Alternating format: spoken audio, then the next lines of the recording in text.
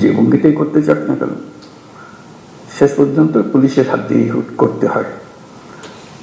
তারা করে দেবে না, তারা এনভায়রনমেন্টটা সৃষ্টি করে। ওই এনভায়রনমেন্ট না থাকলে তাহলে কোনো কাজই আর হয় না।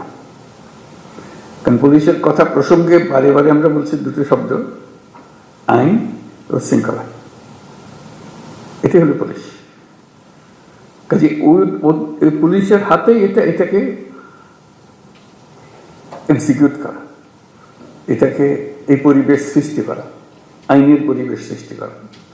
আইন যদি না থাকলো তাহলে সরকারও কি, গণতন্ত্র কি, অধিকার কি, মানুষ নাগরিকদের কি, কিছুই থাকে না। কাজে এটাই ছিল মূল জিনিস, যে আমরা পুলিশকে অবহেলা করে কিংবা পাশ কাটিয়ে গিয়ে দেশ করতে পারবো না। তারাই সম্মুখ সারির মানুষ। তারা ক্ষেত্র প্রস্তুত করলে তখন বাকি জিনিসগুলো হয়, তখন বীজ লাগানো হয়, চারা লাগানো যায়, সবকিছু হয়। আইন না থাকলে, শৃঙ্খলা না থাকলে যত বড় বড় চিন্তাই হোক, যত টাকাই ঢালুন, কোনো কাজে আসবে না। কিন্তু সেই জন্যই পুলিশের গুরুত্বটা মনে মনে খুব অনুভব করছিলাম, যে একবার বসি, নিজেদের মধ্যে একটা আলাপ আলোচনা করি, কি করা যায়, কিভাবে অগ্রসর হব। আজকে তোমাদের তরফ থেকে কথাগুলো শুনে খুব খারাপ লাগলো, যে এই অবস্থার মধ্যে তোমাদেরকে কাজ করতে আমরা ঠেলে দিয়েছি, যে করো। কাজ করার তো একটা পরিবেশ লাগে, সহযোগিতা লাগে, সামর্থ্য লাগে। সেটা ছাড়া, এই ঢাল তলোয়ার ছাড়া আমরা যুদ্ধক্ষেত্রে পাঠিয়ে দিয়েছি যে লয় হোক।